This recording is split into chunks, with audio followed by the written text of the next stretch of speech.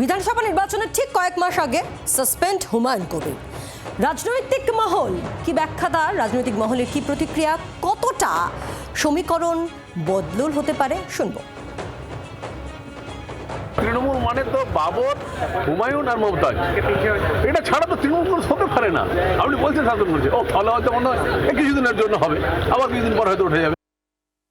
যখন তিনি বলেছিলেন যেখানে হিন্দুরা 30% আমরা 70% যখন চাইব তখন কেটে ভাগীরথীতে ভাসিয়ে দেবো, তখন মুখ্যমন্ত্রী চুপ ছিলেন কেন? যেদিন ফিরহাদ হাকিম বলেছিলেন প্রত্যেক মুসলমানের উচিত আরেকজনকে মুসলিম ধর্মে রূপান্তরিত করা আর খোলাখুলি দাওয়াতে ইসলামের কথা বলেছিলেন, সেদিন মুখ্যমন্ত্রী চুপ ছিলেন কেন? তো এগুলো সম্পূর্ণ নাটক।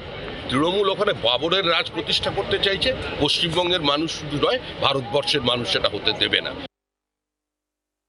মানুষের দাবি থাকতে পারে একটা মসজিদ মন্দির, এটা আমি এগেনস্ট তার, কিন্তু আমি বলছি আরও ইম্পর্টেন্ট বিষয় আছে, সেইগুলো সামনে তোলা হচ্ছে না কেন? সে যে কোনো পার্টি, সে টিএমসি পার্টি হোক, সে বিজেপি পার্টি হোক, আমি বললাম আমাদের মেইন মুর্শিদাবাদের সমস্যা হচ্ছে আপনার গঙ্গা ভাঙন, সেটা কেউ দেখছে না। তো যাক, এই বিষয়গুলো তো মাইন্ড একটু ডাইভার্ট হয়ে যায় মানুষের। বাংলার মুখ্যমন্ত্রী আজ বাধ্য হয়ে সাসপেন্ড করে। সারা পশ্চিমবঙ্গের মানুষ এই হুমায়ুন কবিরের এই অভিযানকে সমর্থন করেনি, যেখানে রাজ্যপাল নিজে হস্তক্ষেপ করে বলছে ধরতে হবে।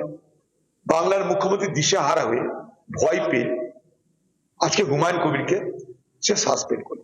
কিন্তু হুমায়ুন কবিরকে সে বরখাস্ত করেনি। কিন্তু যদি হুমায়ুন কবির প্রকৃত অপরাধ করে থাকে বা অন্যায় করে থাকে, তাকে সাসপেন্ড না করে বরখাস্ত করতে কেন পারল না? বাংলার আওয়াজ, বাঙালির আবেগ, জি 24 ঘন্টা।